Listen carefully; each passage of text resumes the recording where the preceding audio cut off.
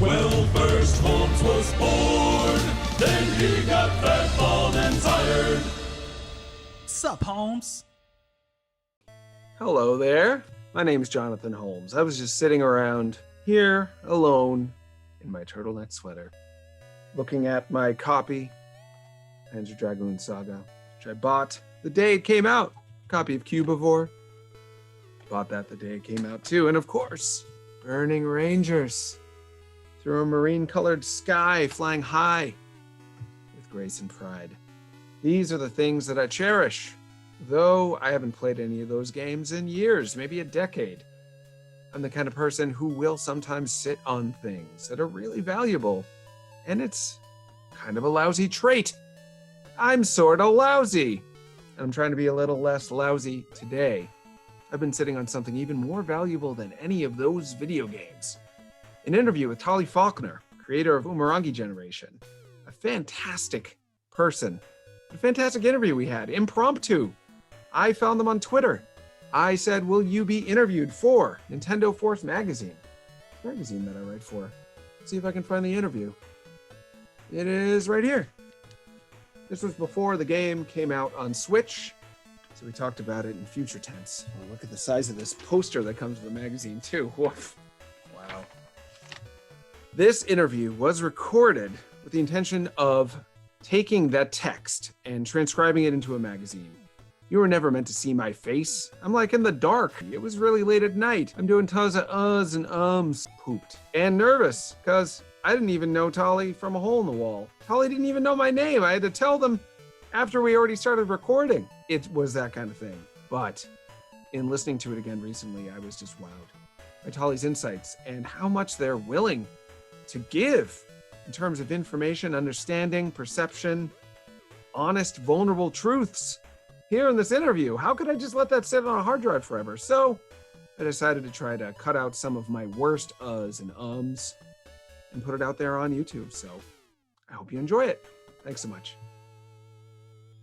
Sorry, my cat, this one here, it has just been fed, but it's still like, you know, doing that thing the cats do where they like just keep trying to pester you. Oh, So, yeah. She's just being like that. This piece of paper, he just tears up all the edges until I feed him. So that was and it's, you know, one of the worst sounds. She's got this little routine set up where I've got some paper over here. I don't know if you can see it on the camera, but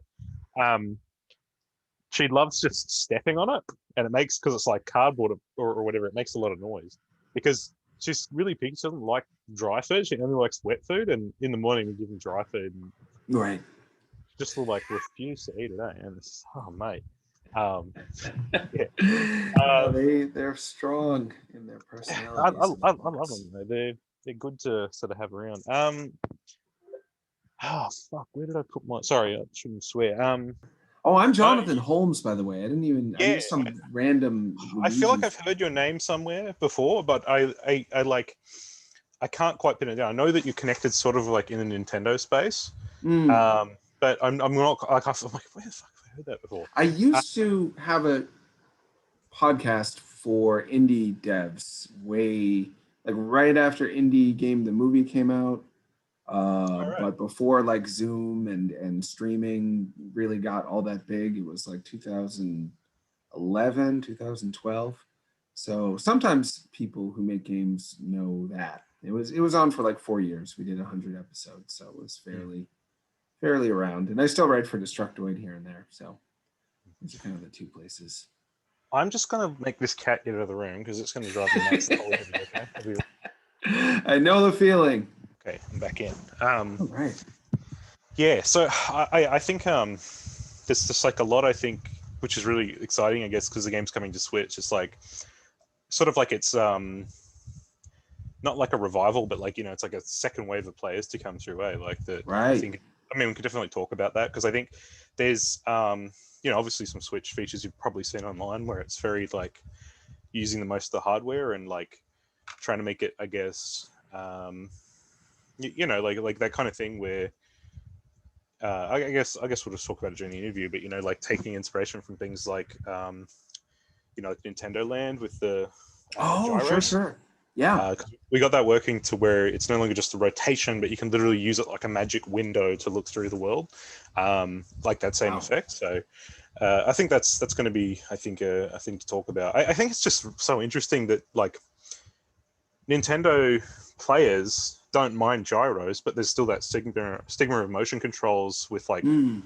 PlayStation and that. Hey, like it's real interesting. But Yeah. yeah, It's been a real Suda 51 year. I don't know if you like his games at all, but I've yeah, I haven't played them, but I know enough about them to know that they would probably be my jam if I tried them. I know Thor was super into them, so yeah, probably. I've been writing about them a lot. I might be writing about them for the next big collection of them that's being released, and they came out when the Wii was at the center of like a culture war where people hated motion controls and thought they were for children and women. casuals. Yeah, Yeah, yeah, yeah, that's and stigma, right? yeah, stigma, and so yeah, we have a lot to eventually talk about. So I'll start with, why do you think people like taking pictures of things? I think humans are just inherently creative, and this is something that I've sort of thought about a lot. Like I'm Indigenous, and like I obviously live in a Western society and stuff, right? But I think there's always this stigma in.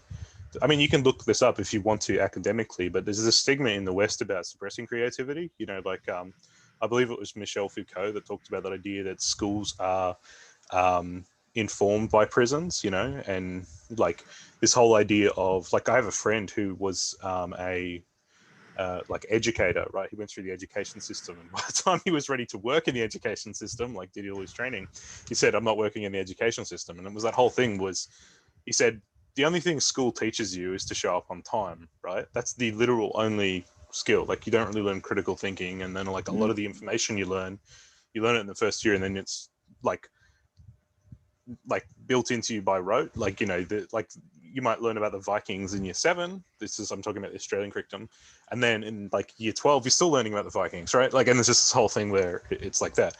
And I think I'm probably not alone in saying that I got in trouble in school drawing on my books, right? And why is that? I think people inherently want to be creative, but like there's always, I think, in that space, just like the idea of school, which everyone's gone through, is sort of this like school is essentially a trial run for working in like a workhouse, or like I'm talking about sort of back when school was first a concept that was brought in, like kids were sort of taken out of factories, right? Because kids used to work in factories and then they were put in school, right? But it was essentially just the trial run for those factories, because Right. once they were out of school, the school has essentially taught them how to work in the factory, right? Show up on time, do what you're told, et cetera, right? Don't do anything that sort of is outside of what you're being told, kind of thing. And so, like, I think it's interesting because, like, when people play the game, there's that, like, I think very, like, interesting thing that I've noticed is you get players and they have that exact response, which is, I'm not creative. So I'll just play it. It's fine. I'm not creative. The game's making me feel good, but I'm not actually the one taking the photo.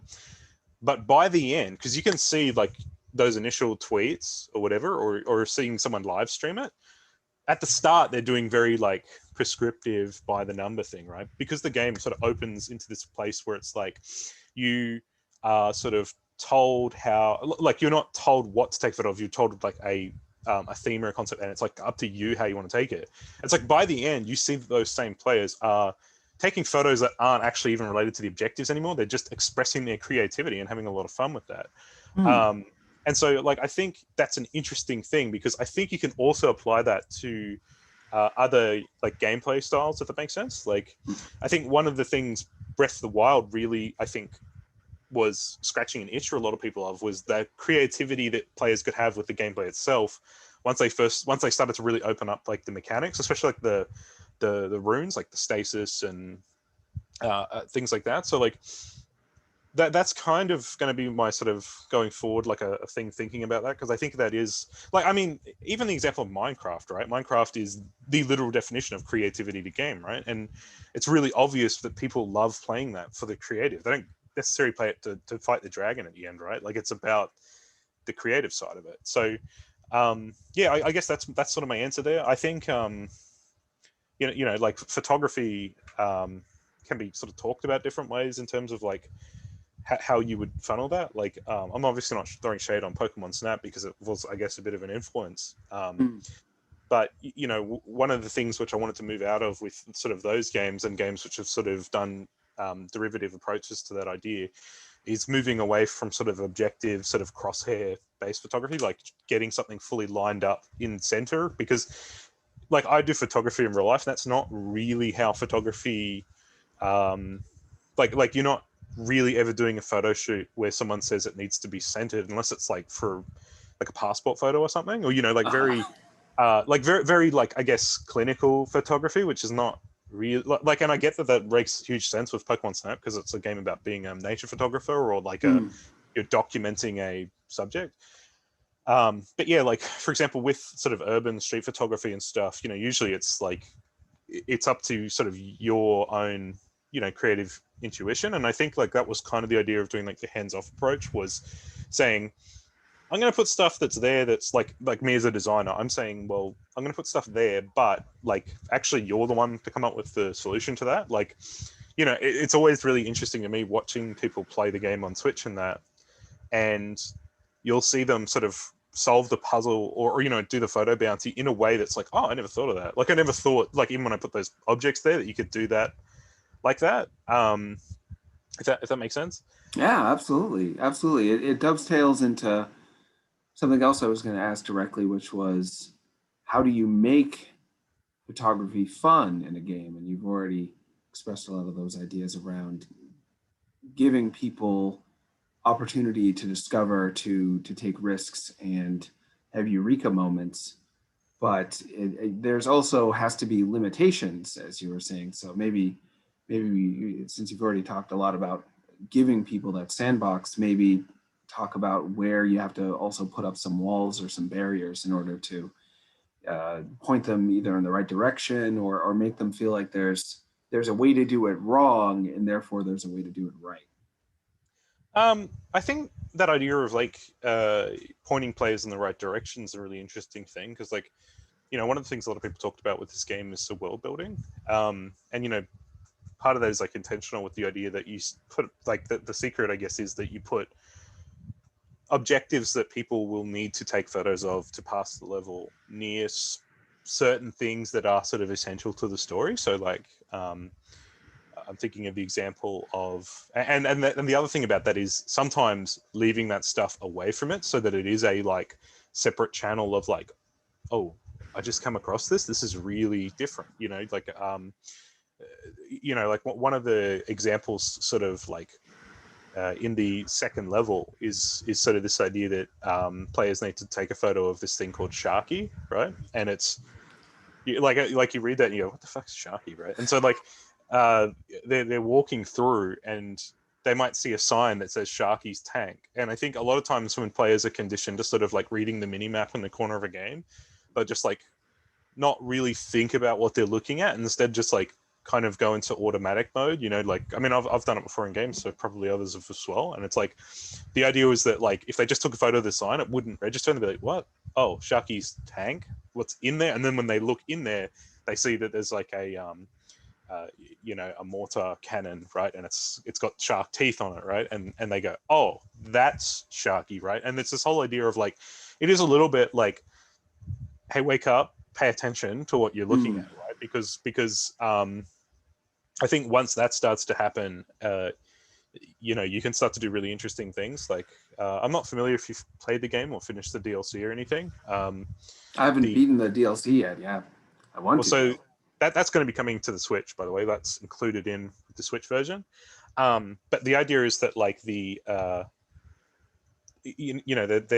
areas within sort of the like the DLC where one of the areas in the very first space there is kind of like, it's very hard to find your friends unless you sort of go completely outside of where the objectives are. And there's a reason for that, because one of the objectives is always taking a photo of your friends, right? And in the DLC, we played around with sort of the idea that like putting them in a place that they couldn't get to where you are at the moment, but you could sort of find them.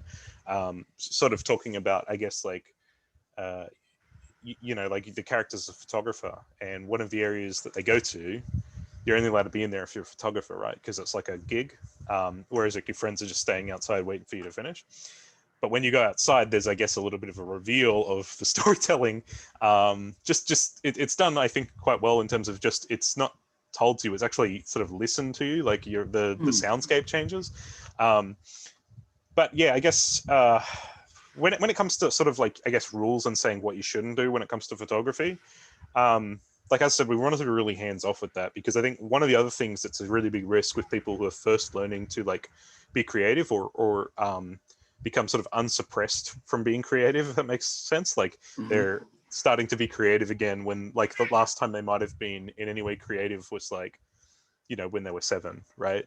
But before they got it bashed out of them in school or something like that. Or there's players who have probably never done photography, right? And they're picking up this game as if it's photography for the first time. So like, that all came down to the sort of scoring, where the scoring's like, there is a monetary amount, and there's also sort of like a, don't just take the same photo over and over again, sort of like with Tony Hawk, with like, don't just do the same trick, like don't just do an ollie kickflip for like 10 times in a row. There's that in there, and then there's sort of just like, the idea though was to just say, like, rather than saying your photo is good or bad, we're going to just judge it on like kind of factors like colorful versus moody, right? So moody is like, there's less color, but that's not bad. That just means there's less color, right? Colorful means like, and the way that works is that like, moody is actually judged on, when you get into that sort of threshold, you actually get more points for the less color in it. So it's sort of like, if you know what I mean, like the scoring changes based on, so like when it's in sort of the vibrant one, it's more color, and when it's in color, it's sort of like, it makes a calculation based on certain things there. So like, and that sort of carries through to all of those descriptive terms that get put in the shot description when you take the photo. And like the idea around that is to essentially kind of just say that like, there's like, photos is not necessarily about like, obviously you can take a crap photo where it's like just a, you were looking at the ground and you fired and it's just a black box, right? And I've seen players do that on the streams, like just as like a, like a fuck around, like, oh, hey, look at my photo. Oh, $2 for that. Woo. My joke is kind of like, well, stock photos, sometimes people need those, just a black stock photo now. But like the idea was like, and it's kind of laid out in the tutorial there, is just to say that like, hey, we're all artists. There's no good artists, or, like we're all, like, art's subjective. So like, there's not really a, a good photo or bad photo here. We're all artists, right? And to sort of say that to players, especially ones who are just learning, I think will give them the confidence to have that sort of like, the first few levels, they might take photos that are very like similar to other players, like that have played through that area. Like I retweet people's photos quite regularly, and you do see that there are some photos that look very similar to the ones that come before, but the trade-off with that is sort of like, peaks and valleys, right? So like those ones there, they might all sort of be very similar, but then you occasionally get ones where they're just completely different, right? And the trade-off there is worth it, I think. Like, and it's the same with when you're developing the photos, you can do really extreme stuff that kind of looks a bit out there and surreal, right? But the trade-off is certain players can use that to just create something that looks, very, very interesting, right? And it's like, rather than sort of, I guess, the, like, I'm not throwing shade at photo modes or anything, but I feel like photo modes, oftentimes they have the, like, the very corporatized version of creativity, where everything has to always look aesthetically pleasing to be posted on Twitter. You know what I mean? Because like, I remember a friend a while back saying to me that, it seemed like photo modes were starting to be sort of, like, put into games, not necessarily because they kind of fit, but more just because like the marketing side demanded that people be posting online, and like, because photo modes allow people to take something and then, post it, it's like free advertising for the game, I guess. Sure. And so like, it's kind of interesting because a lot of those photo modes, they end up, I think, you can't necessarily clip through the ground in a lot of them. And I'm not saying you can in the base game here, but in the creative mode that we're going to be rolling out in the future, there is actually an option to no clip through walls. And it seems like a bit of developers shouldn't be showing the sort of seams of their design, right? But the trade-off to that is now that players, and it's something they unlock later on when they've already gone through the space and experienced, I think, the emotional core of the game, is that now that they have the tools to really be creative without the restrictions of sort of the base game. And that tends to be, the kind of the idea that like, they can get really low now, like beneath the floor and look up, right? Or, like change the sun, right? Change the sun color and intensity and stuff to where levels that take place at nighttime, you can now see them during the day, right? And it's the kind of thing where, there's a trade-off to that, right? Because obviously people can make your game look like it's falling apart, right? Or they'll see sort of like the stuff that they're not supposed to see when they're playing. But I think the trade-off around that is, obviously if, the game kind of works as a tutorial for photography, from the beginning, in terms of like, you unlock the stuff very slowly, like with the telephoto lens being sort of the first thing you get, and then you get like a little bit more to work with like developing the photos, right? And then you get a little bit more to work with another lens, and you're sort of just slowly building up those skills. And like the photo bounties are essentially like an exam on, do you know how to use this yet? Use the telephoto lens. Oh, look, it's kind of hard to take that photo with the telephoto lens because it can only see far away. You need to get further back to get all these solar panels in, right? Or let's use the fisheye. Whoa, look at what the fisheye does. It just totally distorts the edges. Do you like that? Do you not? Right? But once they're sort of once they've sort of passed their exam of playing through the game, the idea is that they can then look at that and go, oh, cool. Like now that I know how to use all this stuff and I've gotten like sort of the restraints lifted, I can just take photos, right? Because I guess the idea around that mode was that a lot of players had requested a like no timer mode. They're like, oh, timer kind of stresses me out when I'm trying to just be creative, right? Which I think's good, right? That's a good, I guess, bit of feedback that we know that the players are wanting to be creative. Now, taking the timer out, I think, would remove some of the narrative idea of it, that you're a delivery person, right? And one of the things you have to do is deliver stuff on time. There's also, I guess, a lot of people have sort of read into like the thematic content where they're talking about like, the game's kind of about things like climate change and stuff, where we're running out of time on that as well. So they've, interpreted that ways, right? So yeah, I think, sorry, I hope that answered your question. But yeah. More than a wonderful answer. You talked about the limitations, like the time limit, like some of the, way you guided folks without ever telling them what to do. It seems like you would give a little bit of bottom-up motivation sometimes to lift them up, and a tiny bit of like, well, you can't quite do, you have to try a little bit, or else you're going to run out of time. Those sorts of things, while always having what your hope is for people to have these bursts of inspiration where they take a chance and learn something new in the process and really discover. It's so much a game about discovery. And you also talked a lot about trade-offs, which is really interesting, because to me, a trade-off is about weighing the risks and the rewards and kind of absorbing good and bad at the same time. And if there's ever a game that's about like, look at this beautiful atmosphere, look at these cool friends, but are we just going to be dead in like 6 months? Like that's such a good and bad at the same time. And if the game didn't have the time limit, and if it didn't have this kind of overarching pressure and sense of doom about it, it wouldn't be as beautiful. You wouldn't appreciate the moments as much, I don't think. And I think for a lot of people, photography at its best is about appreciating a particular moment and trying to hold on to it.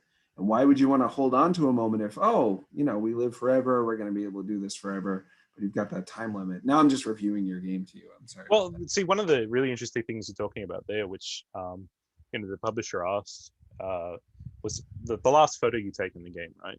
That's the last photo ever. right? That's essentially what it is, Mm. because everything's gone at that point. You know, you walk through that space and you see, you know, souls rising from the earth. You see sort of the, you know, like the Manaya kaiju sitting on the rock, right? You know, because the idea kind of like there's a lot of interpretation that you can get from the ending, but the idea of saying that the last photo you take in the game is not saved, you know, I think helps players to sort of realize that it's, you know, like there's that whole thing, like once it's gone, right? Like that's and that final ending, you know, of just dwelling on your last photo, right? I mean, I've seen someone where they accidentally took a photo of the ground, but they still got it, right? I mean, that's perhaps one of the most human things ever, that the last thing humans do is make a I'm mistake, laughing. right? It's funny because it's true. I can see myself in between Let's when take big a moments oh, and whoops. exactly. um Exactly. you know, and I think what's really interesting about that is you know, when people take that last photo, it's really interesting what their final thing they want to frame is, because you could technically take a photo of both the kaiju and the people on the beachhead, but most people, once they reach that point, you know, they take a photo of either one or the other, right? It's Right. either the people or the kaiju, right? And it's really interesting to see what people frame as that last thing, and they don't know that's going to be the last photo, right? Because they get to that level, and I think there's a, you know, elevated sense of respect, I guess, in that space. But like, you know, it's almost like people walking. When they walk through there, a lot of times they're very silent. Like in terms of like streamers, like we've all seen streamers, they usually ham it up to Mm. get the audience going or whatever. But you know, like once they get to that point, they walk to that space very reverently.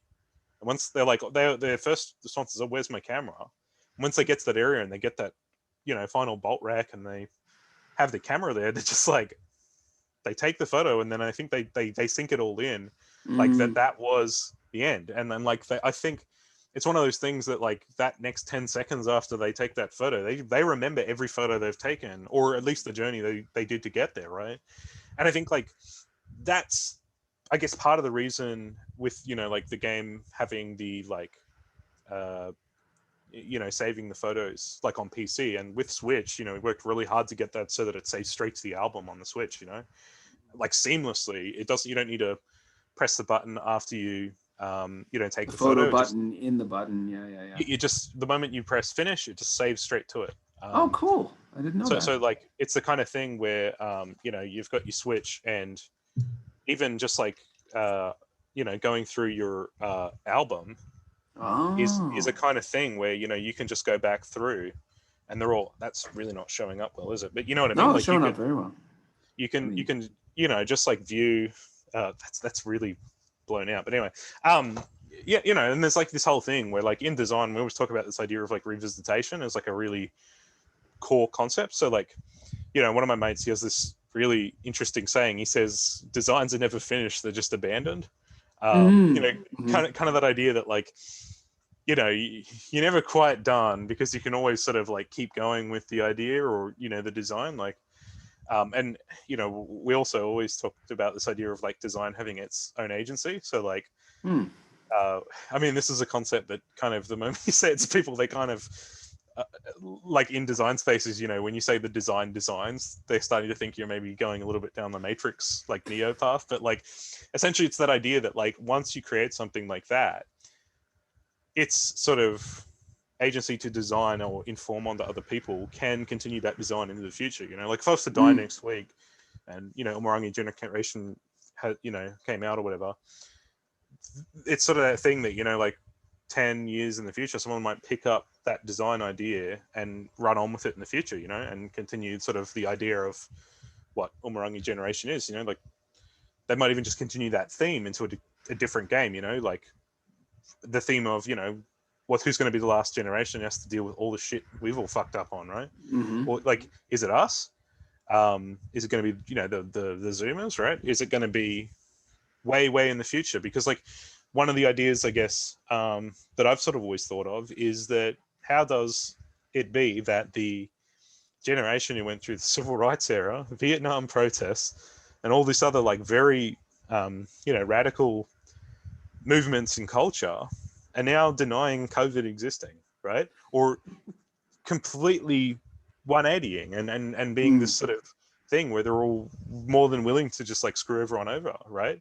Yep. And I guess the thing I kind of think of is like, will millennials end up doing that? And I think the sad answer is yes. Like, Yeah. because like the thing I can see already is that you've got these young people at the moment who are being primed by like, you know, huge, you know, groups to take the roles of, or take the reins once, you know, like certain people retire, right? Or, you know, continue pushing misinformation, you know, but to a new audience, right? So like, I think all that stuff will stay around, you know? And you know, the idea of that game is essentially saying that like, maybe, you know, like, the idea is kind of that like, this is the way a neoliberal system works, right?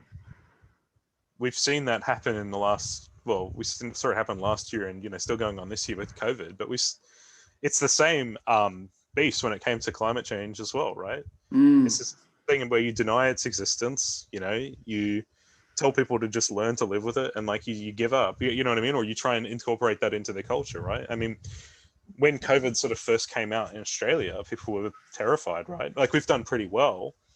But it was really interesting to see that COVID started to become a marketing point for every ad on TV.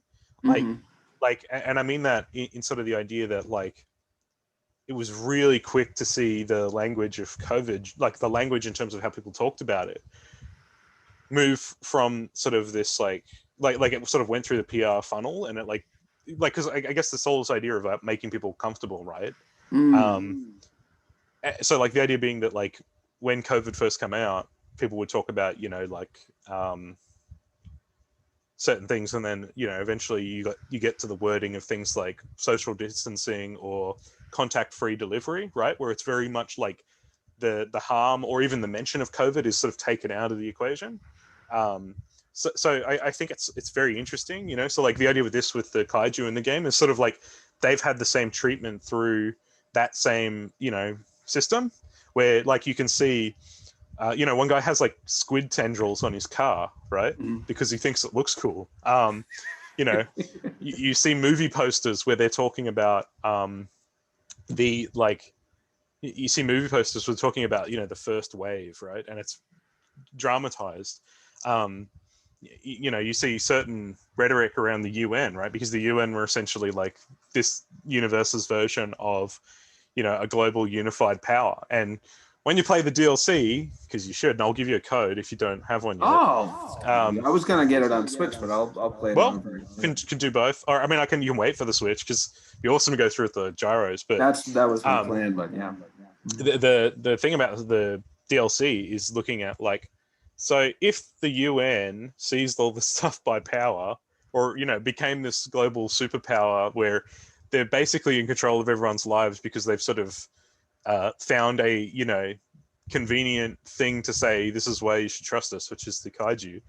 What would that look like if it went through the system? And like, you know, the idea around that is to say like, what would, you know, your typical anime mecha pilot look like under sort of a fascist system where, you know, the idea of them saying that you're going to be for the greater good. It's okay for you to give your life away to the state.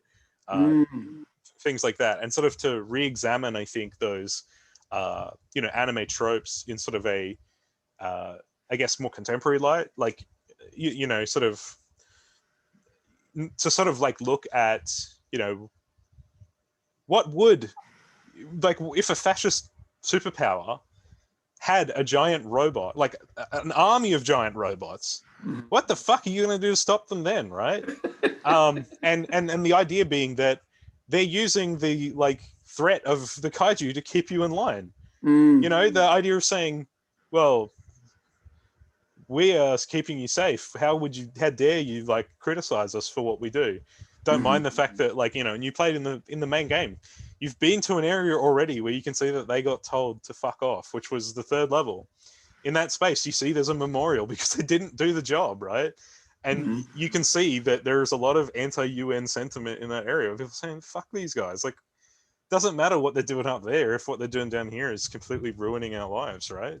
Yeah. Because that tends to be the thing, you know, like, and like, I hate to get a little bit political, but we saw that last year with, you know, this political race where COVID became this football, and this kind of thing where people were going to say, oh, well, we're not going to develop a vaccine till the election, so you better vote for us. Hey, right. And it's like, you know what I mean? Like, it's like, let's use this really big problem at the moment to essentially slip in and just control you, right? And there's literally nothing you can really do, because at that point they're sort of like holding the thing. But like, I mean, to put it, I guess, into more of an academic sense, it's what sort of like Umberto Eco kind of talked about, this idea of like an obsession with a plot, right? You know, and it's this idea of like saying that there's this grand narrative, right?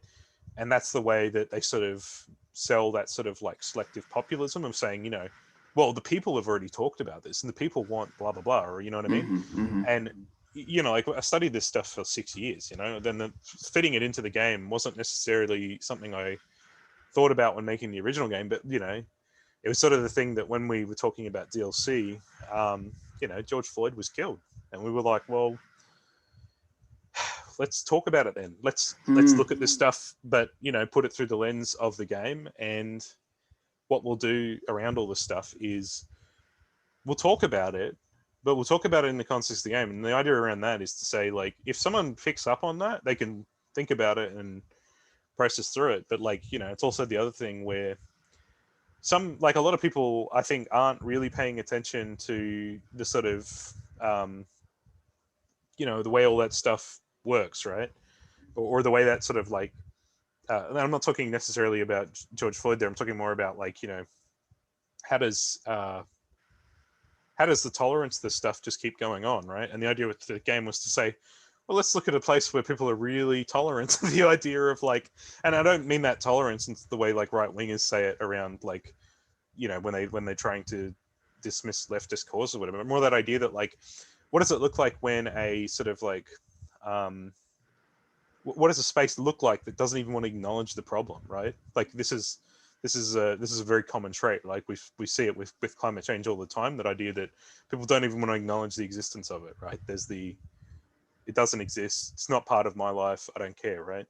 And so one of the first areas you go to in the DLC is looking at, it's called Gamers Palace, and it's looking at a place where people who can afford to just sit out the sort of constant, you know, when the alarms start ringing and they know that the kaiju are coming in, people go underground, or they live underground, right? And they don't even acknowledge any of it. But some people, what they do is they'll go into these shelters and they'll be in lockdown for like 12 hours, right?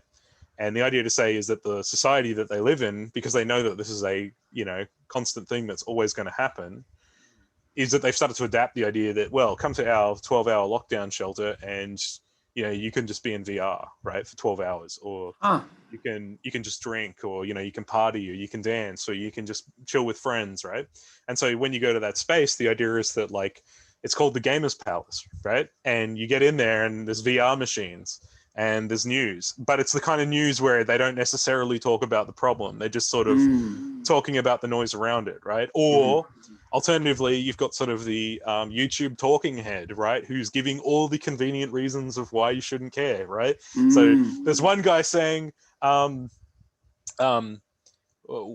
guy, he's essentially saying, kaiju scientists, why would they know any more about this than me? I've been around it just as long as them. What, they think a degree makes them any better, right? And then so there's another thing where, like, you'll get to that space and you'll see that, like, most of the people who are there, they're not the sort of people you've seen in the early game. They're very, like, rich and they don't have to worry about it. You get to, like, a shop and it's like full of clothing that looks very similar to what you've seen up top. So it's almost like the commercialization of the aesthetics are sort of like, you know, we saw that last year, sort of with the idea of, like, people trying to make sort of the aesthetic of revolution, or, like, the aesthetic of protest a thing. Like, you know, we saw Instagram influencers going to protest, not to support the protest, but to get a photo in front of, like, a broken window and write a, you know, speech and put it on Instagram, right? Or you know, and we often see that sort of thing when people try to appropriate an aesthetic, right? Or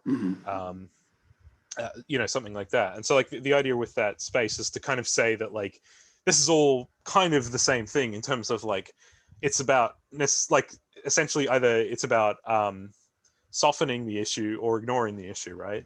And kind of what I talked about earlier with this idea that the UN in this case is sort of like a proto-fascist or just nakedly fascist group.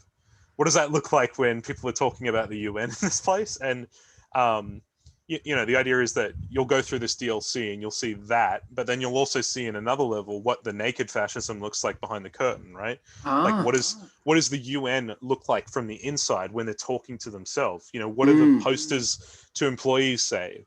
What do like the posters to the sort of like child soldier mecha pilots say, right?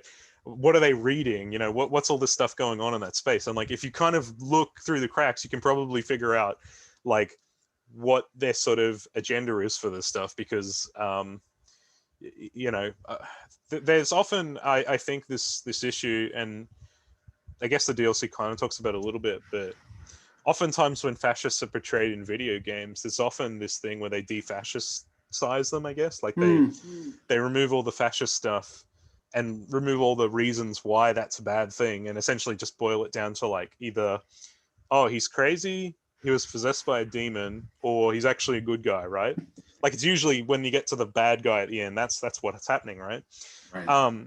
With this, I wanted to sort of like, okay, well, let's actually look at what this would entail, right? Like, and the having the kids as the soldiers of the things, obviously that's an anime trope, but like to sort of recontextualize that and say maybe there's a reason they're doing this is part of the kind of point of the DLC. Like the DLC is essentially to look at, you see what's happened on the top where it's you kind of can tell what's going to happen by the end, right? And now you're going to sort of the underground city and you're seeing what is sort of it like below the surface.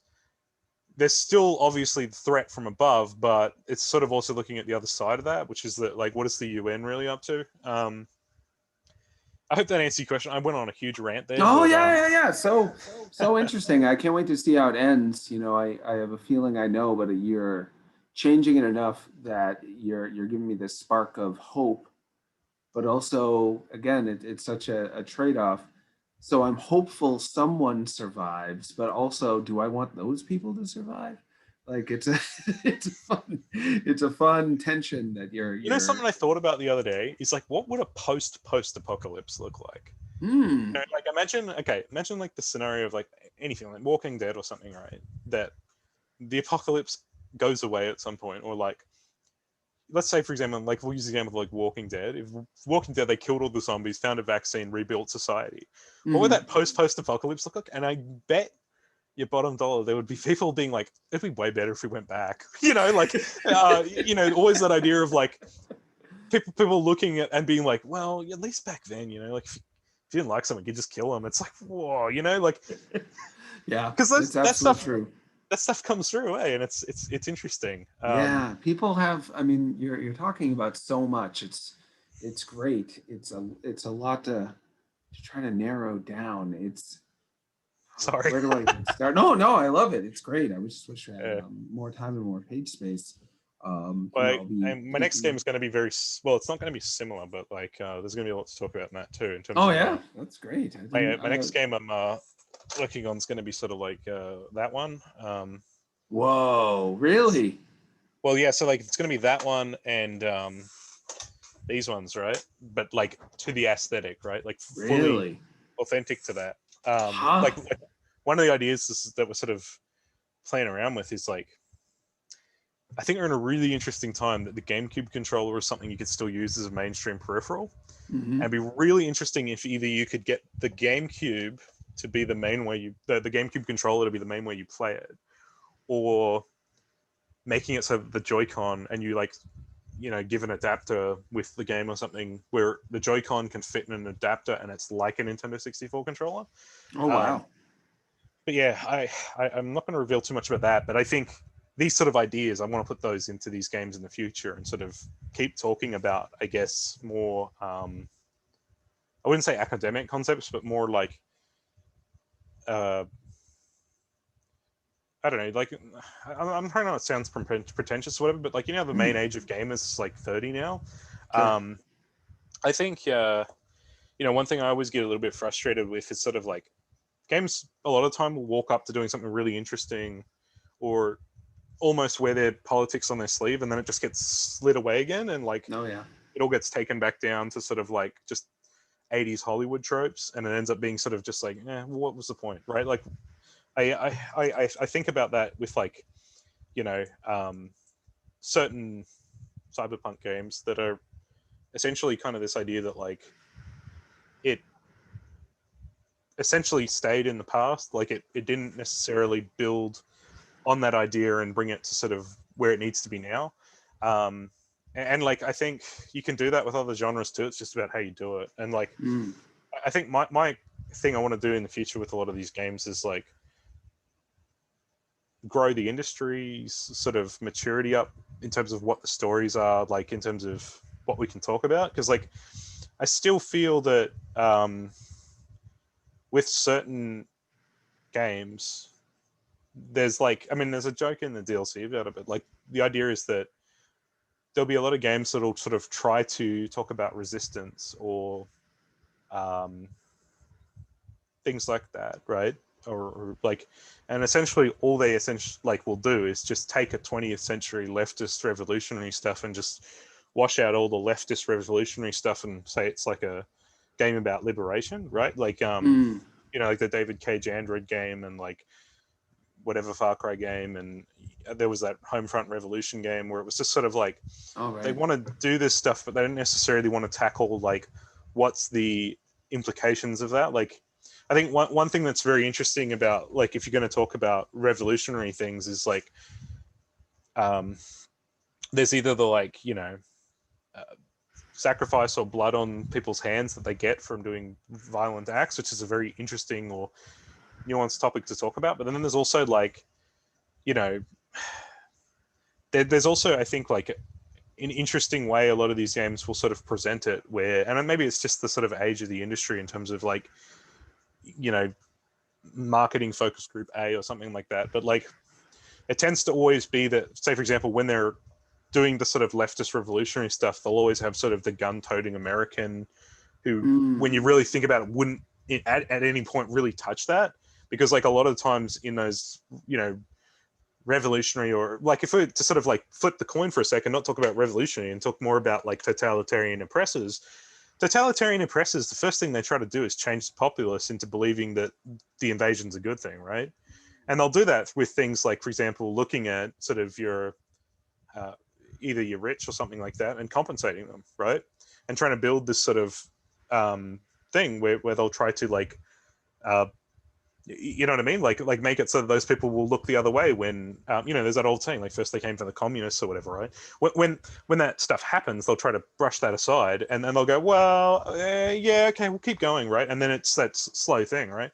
And I think like when it comes to, I think a lot of revolutionary games or whatever, they tend to not really go into that because I think it's a difficult thing to talk about because you're essentially at that point laying blame to someone. And I did think a lot of these games, as I said, like they try to, I think, stay more in the 80s like action movie mindset where good and bad is very easily defined. You know, you can say that's the good guys, that's the bad guys, right? Which I think, you know, my thinking is that if we're going to talk about this stuff, let's talk about the like whole circle around like what's going on in that space. You know, like with you know, Umurangi Generation, it's about looking at a lot of that stuff, but also about looking at like, you know, like in the base game, you go to places where the soldiers are and you see what the soldiers are feeling, right? Soldiers are essentially like hired by the UN to keep the population from doing anything, right? Or you know what I mean? But you can still see that they fucking hate it too, right? Like they're not exactly thrilled that their, you know, best years of their life are now spent on a rainy rooftop with like, you know, shit food and like it's cold and damp and every night you might lose someone and you know then you got to take that train ride through the middle of nowhere and it's, you know, and so like to look at it like that. It's so interesting. You know, I've talked to a lot of game developers over the years, and they, usually are split into 2 or 3 groups with some crossover in that third group. Those who are really excited to create and inspire others to create, and you're clearly in that group. You have a lot you want to say, but you're also excited to see what you can hear from people too. And then there's folks who are at a point where they're like, I just need to make as much money as I can for my family and whatnot. And those who are really happiest, I think, are those who can cross those two over in the middle. And it all boils down to, I don't know if you like psychology and stuff, but there's 3 stages of development, psychological development. And young adults are in identity versus role confusion. Then a little older, you're in intimacy versus isolation. Can I reach out beyond myself? Can I love anybody? Can anybody love me? And then generativity versus stagnation, which is like, can I create a bunch of great things? And looping those 3 is a great way to create a game feedback loop. And I think you've done that where Thank oh yeah, well, I mean, it's the kind of game where its simplicity belies how much of an emotional roller coaster you can go on. It's like, just walk around and take pictures is essentially the entire game play, what you do, but that's not what you go through whatsoever. You feel like you need to produce pictures, and then the pictures you produce change the way you feel about yourself, and then the way you feel about yourself changes how hopeful you are about connecting with the world around you. So you get rid of your sense of isolation and doom by being like, but I had this beautiful moment, and like I took a picture of somebody, and when I got close to them, they blinked. Like, you feel like you're with real people, and then you're like, well, now I want to make more. So you're generating again, and you're feeling like you like yourself, you like the world you're in, you like connecting with it, and you like making things. And then the more you like making things, the more you like yourself again. And it just loops around. That's a great way to play a Well, that game. was also like part of the Yeah. reason. Like, I guess I don't have that like philosophical background there, but the Yeah.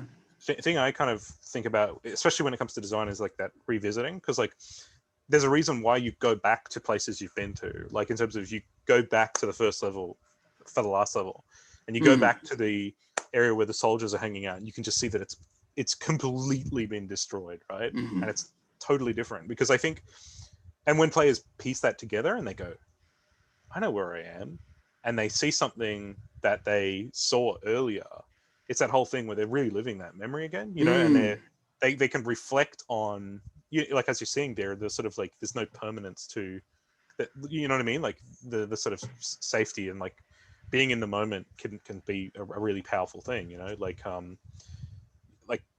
revisiting the first level. One of the big differences about revisiting that later on is that you've got more friends now, right? There's more friends on the rooftop who are hanging out with you. Now they're not there for, like, the objective doesn't count them there, but the idea is to kind of say that, well, they've come together. And if you notice, like, there are also people that you've met earlier on in the game, like to pull them in and there at the end. And I think players pick up on that. They'll go, oh, okay, I get that now. And yeah, Sure. So yeah, connecting, you really feel as though you formed a relationship with this world and aren't alone anymore when you see all those friends show up. And then it's like, it's pretty intense stuff. To circle back, as they say these days, to the feeling you had developing for the Switch and this attitude you seem to take, it almost feels like a sequel or a super version of it. Like you've evolved it, and what inspired you to do that, both in terms of how the hardware might have inspired you, but also just in terms of the opportunities in general. What you were inspired by that? I think one of the big things is, like, once you've got disposable capital, it's very easy to sort of think a little bit like you don't have to cut as much stuff. Like, one of the big things about this game is it was made in about 8 to 10 months. Wild. Because it was like that's just like that's all the time I had to do it, right? I didn't have any other time or had money, you know, like I was running pretty low on savings towards the end. Was it? Whereas I like with thought it was you. Is it you and another person, or is it just you? doing it? yes, so Thor did the music and I just did everything else. Right. He did the music and then like he did a lot of the like sort of sound effects for sort of like when you pick stuff up, like the do do do do do, and then like with the DLC he composed an entirely new score of like completely new music that Oh wow. fits like in terms of I just gave him the themes of the levels in terms of like this is what this level is and this is what's going to be hanging, you know, blah blah blah blah blah, can you do this and this, and he like was able to create that. So like, you know, one of the things we're sort of doing with that is like finding ways that he can sort of like you know, he gets paid obviously from the game and the audio sales and stuff, but like finding ways that he can also like put that on cassette and like sell it to people and stuff. Oh But cool. I guess to recircle back around to the question, I think one of the things about this is, yeah, now that I've got like a bit more sort of like time and, you know, money to sort of like build it, I can build sort of things in that I like, we're on essentially the cutting room floor. Like the idea of having creative mode was like, that would be really cool. And then I was like, but I'm going to be homeless if I don't finish this. Right.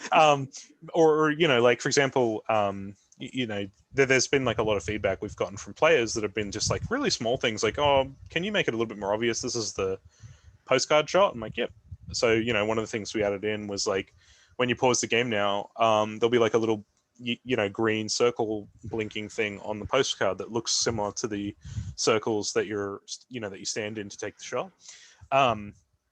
You know, I think there's also this other thing though that like, you know, I've sort of started writing a little bit of a design document of like what a sequel would this look like, but it's like kind of thing where I'm like not rushing into that because I think it's more the idea that like you make the sequel when it needs to be made in terms of like when people need a reminder again, right? Because a lot of people haven't even played it yet. But I mean, there's a lot of ideas that, you know, like I sort of thought about with this game and like didn't put them in because it was either like lack of technical skill or time, you know what I mean? Like didn't have the time to put that in. But like, you know, like for example, one of the ideas which I thought would be kind of interesting would be that the postcard shot, there'll be like a second one in the level that's blue, and that would be a shot someone else has taken, like another player, and then you have to take their photo, right? Because it's sort of like, you know what I mean? It's sort of that idea that like, well, now you're actually like doing it that way, and like certain people could be taking photos that are, excuse me, you know, and there's like a learning element to it there, you know, because if you're taking someone else's photo, that ends up being the thing that like, well, like I mean, obviously there's a lot of, I think, you know, you don't want to be copywriting or, you know what I mean, like stealing someone's idea, but I think there's also that thing that if you're just learning how to take photos and someone's taken a really awesome shot of like, you know, say a neon sign or something, you're like, whoa, how did they do that? Standing in that thing and then figuring out what lens they use and stuff will be a really interesting, you know, like community-based learning exercise. So like there's all these fucking ideas, like just a huge pile of them, but like I'll put those for later. And I think, you know, with the Switch, I think it's going to probably be the best way to play it because playing it in handheld is like just the most awesome thing to just sort of stand there and be like, okay, I mean, I could literally, hang on, I can make this actually visible if I do. I'll just turn the brightness down. As you do that, I'll tell you that your idea for taking pictures that other people took, like you're really almost screaming with empathy and excitement for understanding what your players go through. You're like, and then they took these pictures, and like you've spent more time. It sounds like you've spent as much time watching how other people play your game and seeing it through their eyes as you've seen it through your own, which is, I'm guessing, what drives you to bother to make this stuff. Like most people would just not have bothered. It's a lot of work to make a game, but you were driven by something, and I have to imagine that was a big part of it. And now you're So like, so excited to show me. if you look at that, Oh can you see that? yeah! Wow. So then you can also just like turn it, you know, to get the, like, you know, if I just want to look over there to those people. Sure. Yeah, you mentioned Nintendo Land earlier. Was that? Yeah. something? So like Nintendo Land, they do the, you know, thing where, have you played Nintendo Land? Oh, of course. Yeah, big time. Yeah. So with that, like, you know, they sort of make it that when you're walking around and holding the Wii U gamepad, you look around like that to see what's around you. And so like, you know, one of the ideas is that, you know, with this, it's essentially like holding like almost like holding one of those like relatively cheap, you know, just like entry level cameras, right, that have the big screen on the back. Because once you're holding it like that and you're just looking around the space, it's like, you know, it's like you're just holding a camera at that point. Yeah. So like I feel that's, I mean, it's always a really interesting thing, because like I think one thing that's not really done enough sometimes when people port is like they're not like this. I think there's often this idea that ports should always be like one-to-one on everything, right? And I get why that is in terms of like consistency and stuff like that. But I feel like using the very specific hardware to like change the experience to make it just like a little bit better or different. Like, you know, one of the things I've been thinking about is like, what would this play like in VR, right? And you know, there's thoughts around like what would actually even be the best way, because like, you know, I've got this one here, right? This is the big daddy PlayStation aim controller, right? That wouldn't be the best way to play it, right? You wouldn't be taking photos like that, right? Then you've got these ones, which are the Move controllers, right? Which you know, everyone's like the two-hand tracking or whatever. But you know what I reckon would be the best way to play this game in VR? With that, because the thing about that is if you're holding it like that, it's like holding a camera. Oh yeah. You know what I mean? And like if you just going like that and you just calibrate it to be like, okay, look in when you're like holding it close, and then do that. I mean, that's that you know what I mean? Like it's interesting in terms of like, yeah, to have the world open to you and then pulling up the controller to actually look at a world in a way would be really, I don't think that's been done yet. Like the thing I just kind of think is, you know, when you're porting to a system, sometimes I think like changing it a little bit is good. Like it just in terms of giving just like a little bit of a different flavor. Sure. But yeah. Anyway, sorry, I've probably that's done okay. time there today, but this was good. No pressure to answer this question in particular. It's more of a yes or no, so it's a little more close-ended, but go with it however you would. If the Wii U was still around, do you think you would have ported your game to the Wii U? Well, technically, the Wii U still is around, but I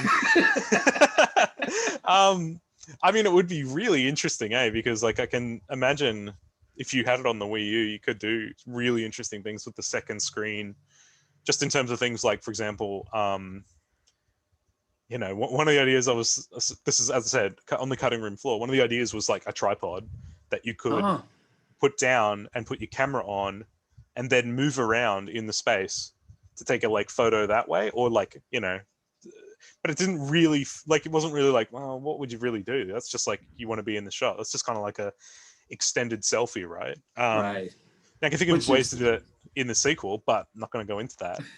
But like if it was like the Wii, that would be like, the Wii U. I mean, it would like lend itself very well, I think, to the idea of passing that controller around the room, like with a group of friends, to sort of like take photos. I mean, there's a bunch of different ways you could do that. You know, I think that technology was such a interesting, like I think a lot of people don't necessarily give credit to Nintendo enough for essentially saving the video game industry 3 times now.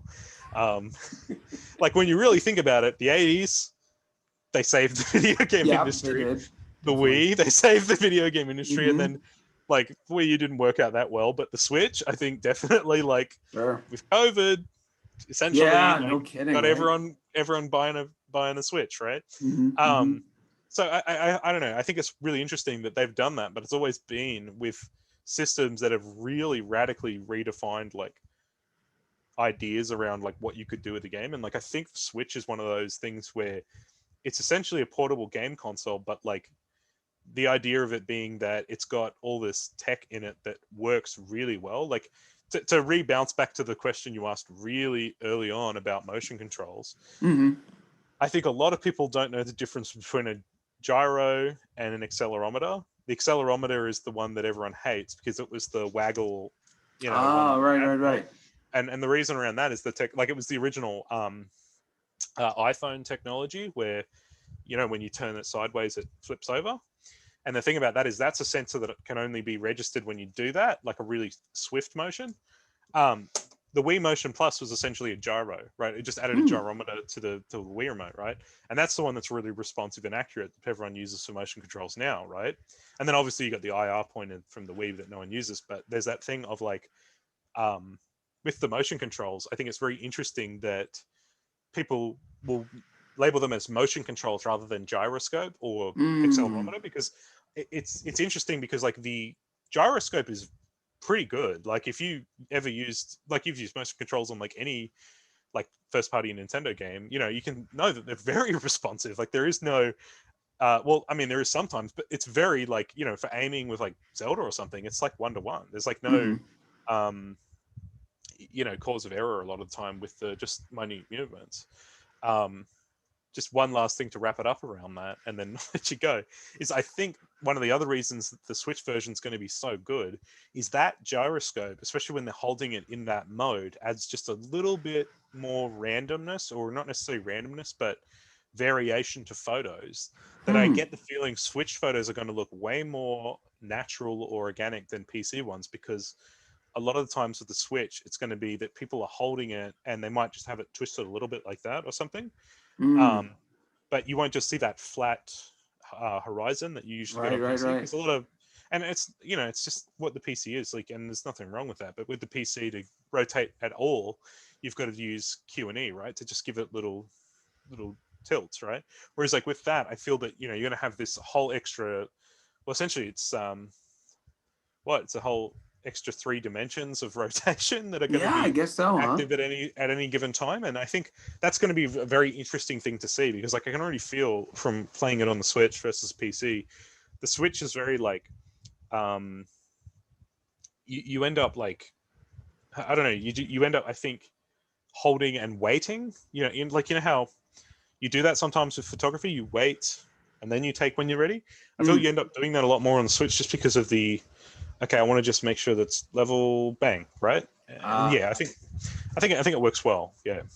Yeah, very exciting. It's so interesting. You know, if I were you, I would have been worried about a big, heavily marketed photography game like new Pokemon Snap coming out right around yours, but everything you're saying about it leads me to feel like there's a lot of people who are going to want your game, but not necessarily want new Pokemon Snap, because it's not the same level of artistry that it's asking of you.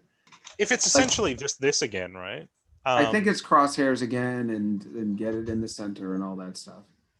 Well, I mean, for some people that'll be enough, and that's good. Like, and I think it's just the kind of thing that, you know,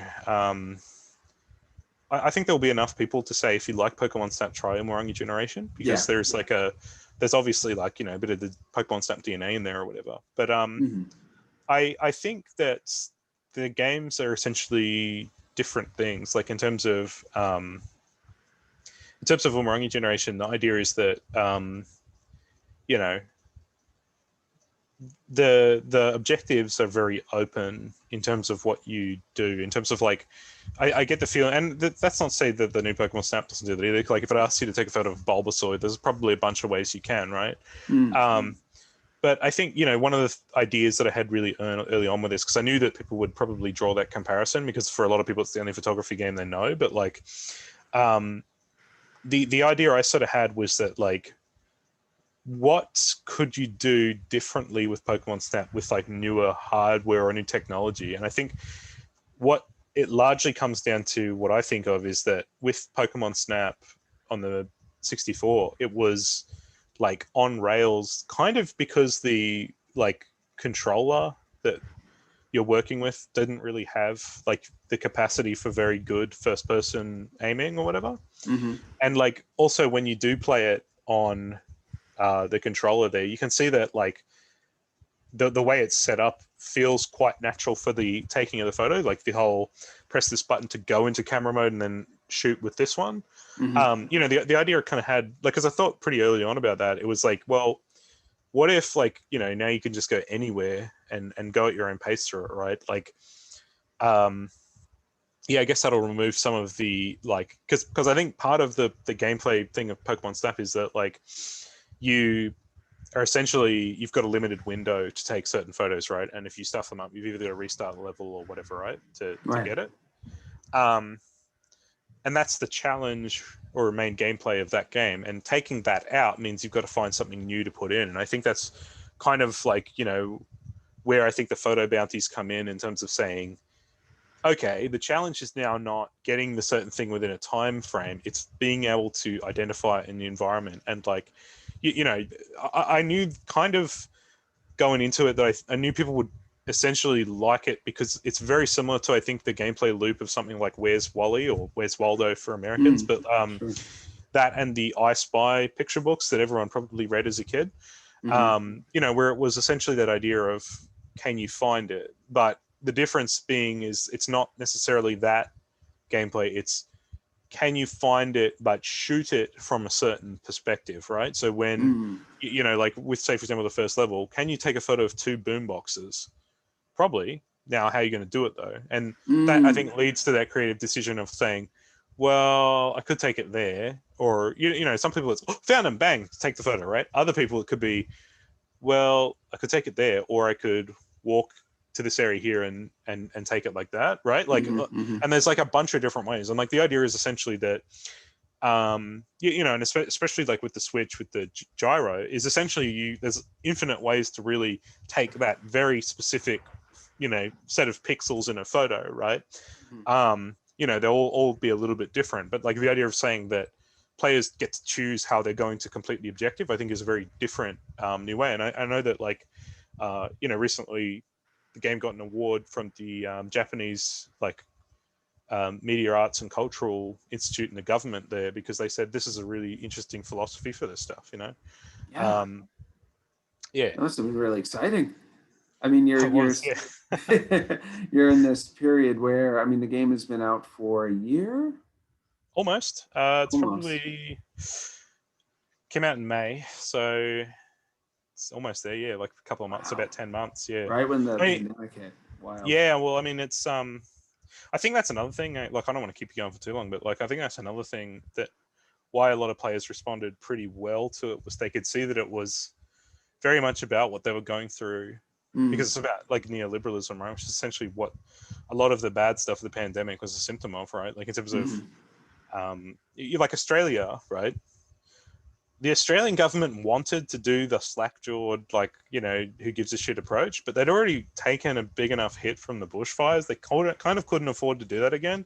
Like in terms of with the bushfires in Australia, like, you know, it's the kind of thing where lots of people lost their homes. There was like, you know, smoke in the sky for, you know, weeks. You know, it was this whole thing where the government was just completely inept through the whole thing, right?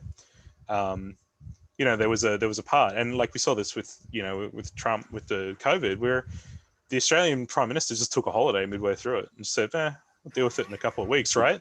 Wow. And like we saw that with Trump with fucking golfing, right? And the idea in that is to say that like, this stuff is like, you know, in a cookbook somewhere, right? In terms of like, it's very easy to sort of identify once you can see what's going on, what's the sort of like ways this stuff operates. And so like when players went into lockdown and they saw that it wasn't going to end, you know, they saw there was sort of like joy to be had with like being with friends, but also like this was, I think, a very grounded way of looking at this stuff, because like, you know, like what some people have said is they're really glad that there wasn't some bit at the end where, and then you took the photo and it fixed everything and everything was good again, right? It was more of a, well, look, you and your friends can like party or, you know, like meme it up or whatever, right? Like the thing I think which sells, I guess, the space that you're going into is essentially that like this is a space that is dystopian, that is marketed as utopian in terms of like a lot of the posters and stuff, or it's like some of the environments are very bright and neon pink and kind of happy, or like, for example, you know, there's a lot of like gamer signs and a lot of gamer hangouts or whatever, right? But you know, you can read through that and you can see, okay, the reason why this is because this has become a thing that's very consistent at this point. So yeah, I guess like sorry to keep you going. No, it's all right. It's Another 20 great. minutes. It reminds me of another thing I wanted to say briefly. What's around that loop around increasing how much you like yourself, increasing how much you connect with the world around you, and increasing how much you create. In the process of that, you also feel like you're getting smarter and seeing through lies and getting to what's really going on, which is what I think so many people have been desperate to do. I think that's what so many YouTubers promise to give, but they just give a bunch of propaganda and conspiracy theories and whatever. I know some QAnon people, and they're just desperate to get to the truth. That's the feeling that's driving it. I don't want to spoil Unfortunately, their anything, ability. but the DLC literally has one of those furry avatars. That, I really look forward to it. So you know that's what people want. That's what you want, and that's what you get when taking a good picture is also getting to the truth of that moment. So it all just ties together so fantastically. You've really got a marvelous piece of work on your hands, one that's going to live for a long time, I think, and I can't wait to play it again in the Switch. One of the things I guess which is a little bit sad to say is that I think a lot of players that might play it on the Switch will probably feel the same way a lot of the players who played it last year will, because there's not a lot has changed in terms of things like, when we're talking about, COVID. Pretty sure America's still in lockdown. There's a lot of stuff that is still going to, like, even the rhetoric hasn't really changed. There's been a shift in terms of the blame now. Certain people who said give the government a chance, now they've shifted into, and vice versa, right? Like, I think there's obviously there's issues, and I think people will probably pick up on the fact that, like, they can see where that's drawing a line, like but I think into the future as well, I think this game will probably stay relevant, because the idea was essentially looking at not the problem of now, but what is the thing that makes the problem of now and will continue to make the problem into the future look like, right? Because like I don't think this issue of, like, building complacency and stuff like that in through the government and things like that is going to really go away, because and like we're talking about this in the DLC with a certain part which I'm not going to spoil, but essentially this is the same stuff that how it's always been, right? Like, in terms of I'm like a Maori indigenous person. A lot of the stuff, it's like, no shit, they would do that, right? Like, when the pandemic started, a lot of, like, iwi, like, tribes, they said, we're not going to trust the government's response to this. We're going to isolate ourselves and not necessarily follow their day-to-day guidelines, because we want to protect their old people, So it was the kind of thing where certain communities locked the gates and they said, no, you're not coming in until you've been quarantined, right? Because we can't risk that, right? We're not going to risk the way it's sort of been done in that space. Now, New Zealand's done pretty well, right? But we've also seen that happen in the States, right? I'm pretty sure I've read a couple of times now that certain like native tribes over there have done similar things, right? Yep. But then there's also the thing of a lot of minority communities. They've also seen that the response has always been the same as how it always has been, which is that the government doesn't value this stuff until it affects rich white people, right? Yep. And the response is slow, because those people can sort of live in a space of privilege around it and don't have to really worry about the issue until it's at their doorstep. So I think about that, and that's in the game, and it's in the space there. And I guess my whole thing is that I've always said this is this idea that, like, if players went in and they only absorbed the very surface layer of things, like, it's like Jet Set Radio and Pokemon Snap, it's sort of cyberpunky, right? If they absorb that, that's good. And the best thing that could happen then is that in 3 or 4 years they come back and they say, why does this game feel really relevant again, right? Because I think it's that whole thing of they're absorbing, I guess, the second layer, which is, let's look at how this thing moves, right? Like, what is this creature known as neoliberalism, and like, I guess one of the things I sort of thought about is that, like, the game tries to capture that idea that like neoliberalism is very good at making people comfortable under a very oppressive thing. And like, I remember talking to a friend of mine who's, semi-conservative, and he was asking me for examples of that. And the examples I always gave him, you could always see he was a little bit uncomfortable because he knew that like they were very, I think, ones where conservatives have stayed quite still, like, like climate change and COVID and stuff. I said, well, climate change, people are not even acknowledging the science even exists, right? A little bit. But I think, even like just the idea of Joe Biden in some ways is the ultimate example of discomfort, because like you now have a lot of people who have, the moment Joe Biden got in, they literally, in no ironic terms, tweeted out, "Oh, I can finally ignore what's happening." You know what I mean? It's like, what? You can finally ignore, like, the Black Lives Matter protests, or like, the rampant things like ICE or whatever. And unfortunately that's the case, and it is this whole thing where when we're talking about neoliberalism, it's this idea of like, I think at the moment a lot of the problems are stemming from the right, but they're not exclusive. It's more of this framework that's been constructed over time to, I guess, I mean, there's a bunch of reasons you could go into. I won't talk your ear off about that, but you know what I mean? Like the idea of this is that I think that's a really big issue, because like the game sort of ends on, it's sort of idea of that, well, if you're comfortable about it now, what about 40 years in the future when someone's in your position where they can't do anything about it, right? Like, the idea to say with this is that like the Umurangi generation, the characters in this game, are in a position now where they do have to just watch. They can't do, right. They can't necessarily do action that is going to be involved in pushing the button or whatever, right? They have to watch it die. Right. And that's a sad thing, there's no happy ending to that, because the idea is to say that like when that moment comes or if it comes, hopefully not, but it may, right?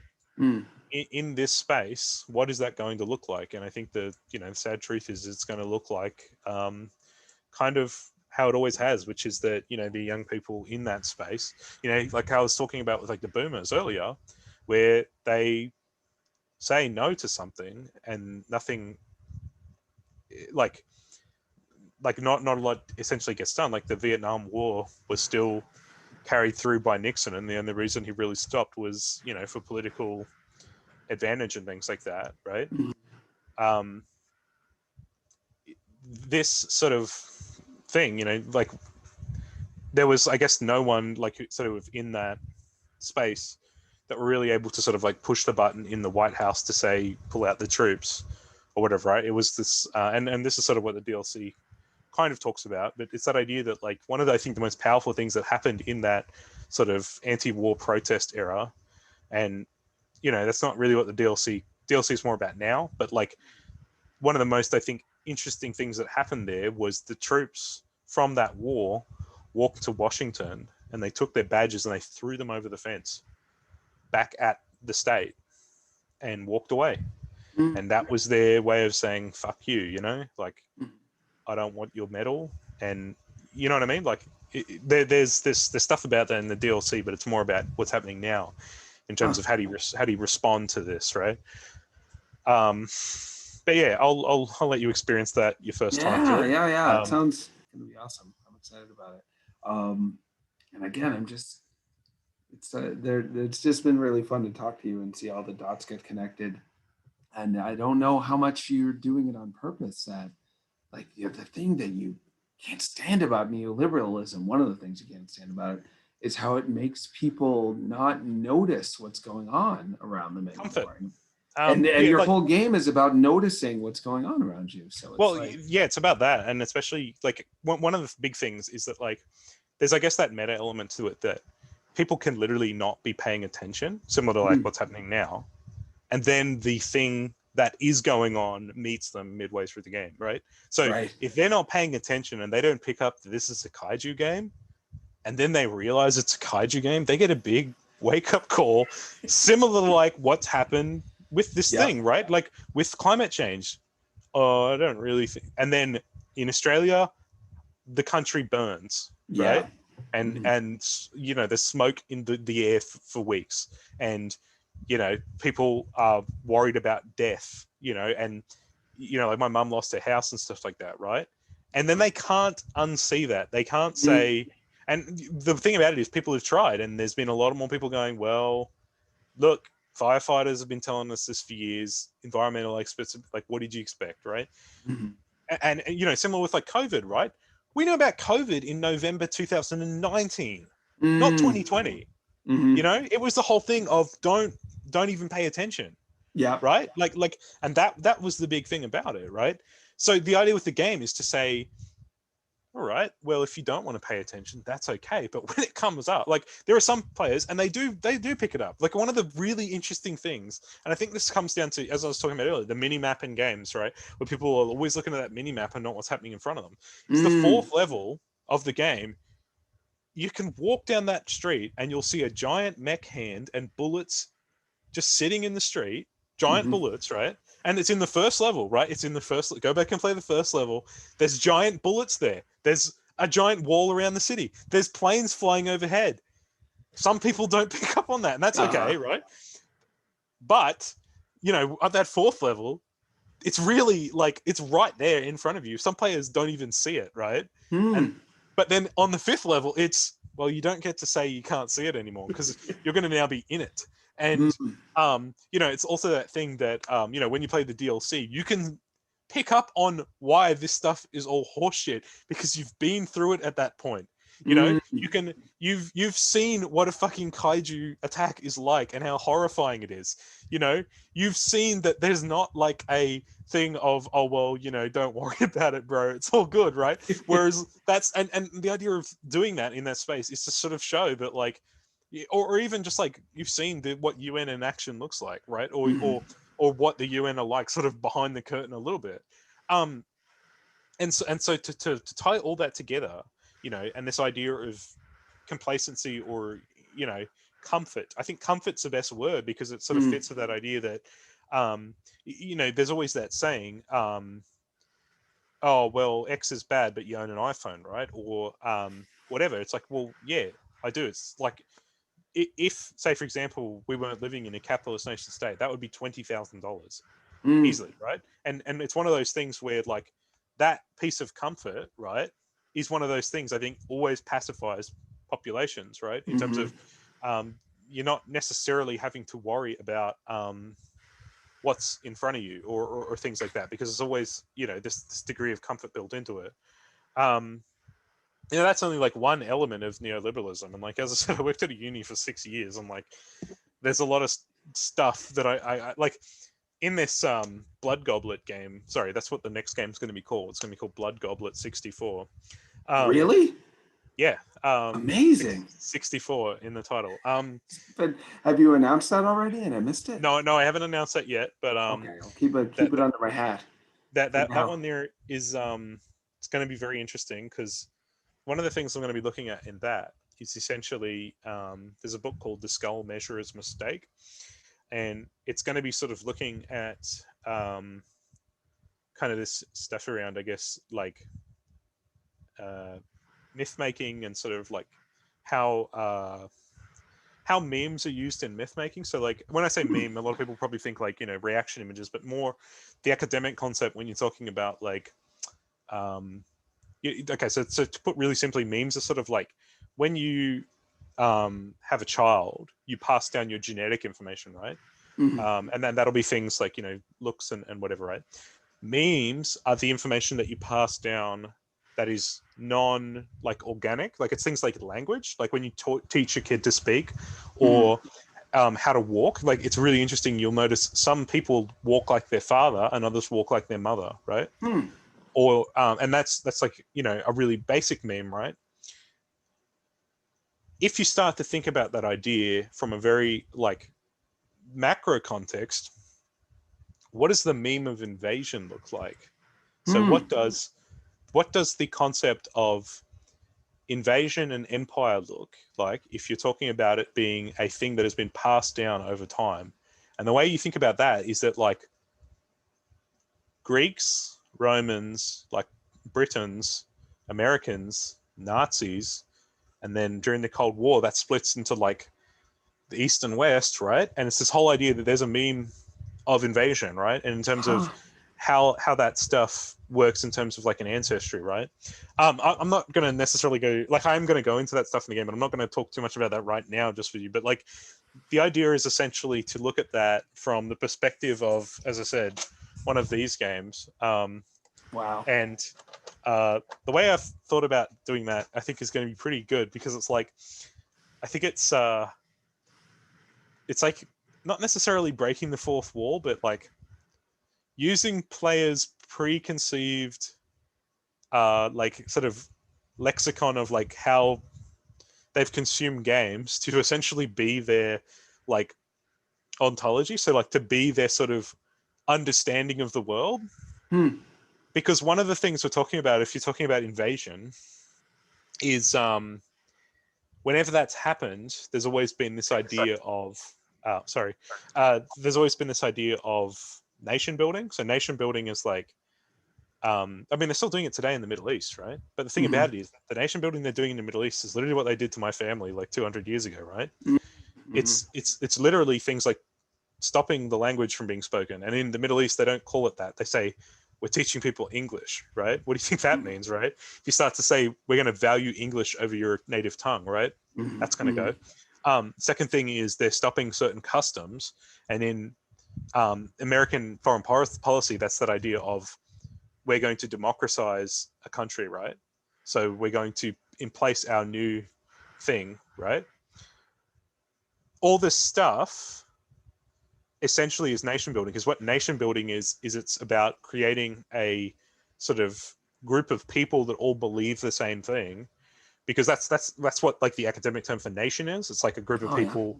The people, like the kind of definition a lot of people go to is like a shared will or spiritual principle. So like it's usually not, when you're talking academically, nation is not like a race or like even a physical location. It's always a soul of a place. And so what nation building is, it's about creating a very homogenous group of people that you can control easily, right? So like, say for example, when America did the War of Independence with the British, one of the first things they did was instill values to the nation that would stop things like a coup from happening, where they would let the British back in, and building this idea of a nation that has a identity that can sort of easily be controlled to sort of, build it up over time to be, in certain things. And that's like kind of where those things come from. How that fits in the 64 game, I will show you in a few years. But the idea is essentially to say what gamers believe. I'm going to use that as a way of making them. I already know what they believe, and the way you draw on that is by not breaking the fourth wall, but referencing certain things where they just assume that to be true, right? Because that's what nation building essentially is. Like if I say to you, like for example, even how I'm talking earlier, like English is the language of the United States, right? Or essentially it's the dominant language, right? Because in this nation building thing, one of the things that's always done is that nation builders will establish dominant things like a religion, a language, all this stuff. And that's usually where a lot of academics will arrive on the idea of saying that this is a deeply, racist country or something like that, because a lot of that stuff tends to funnel into a very racist idea of things, right? Sure. So like with this game, the idea is to sort of like, I guess, draw on things like if I said to you, there's a sword that seals the darkness in this world, you'd probably know what that is, right? I think I did. Yeah. You'd have a pretty good idea of what you think that would sort of work like, right?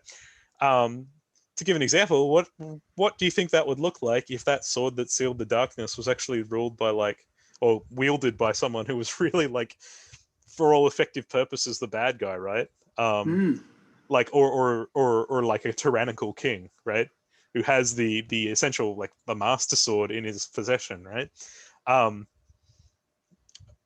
There's ideas that I kind of want to put into this next game that are sort of like referential. Like that's the reason I'm sort of making this sort of aesthetic, is because I think with these early 3D games, there was a lot of, I think, foundations built into just like the genre, like in terms of like even like cross-platform into like the PlayStation and that, with like the medieval games and things like that. There were like, I think, small things that were sort of like tied into like what players thought when they got to certain areas, and to sort of like not distort those ideas, but to just twist them a little bit would be, I think, an interesting thing to do, where it's sort of like you're breaking the fourth wall in the way of like you're using people's not necessarily nostalgia, but like their thoughts on that certain thing to essentially be their equivalent of that game's like nation building, like in terms of if they're going to be having certain assumptions because it's been drilled into them through games that the world seems to accept that are not necessarily true. But anyway, probably just rambled for a bit. But yeah, I think this was a good interview. I'll Me too. I had a great time. I'm gonna stop the recording. It's at about 100 minutes. That's there you good. go. Yeah.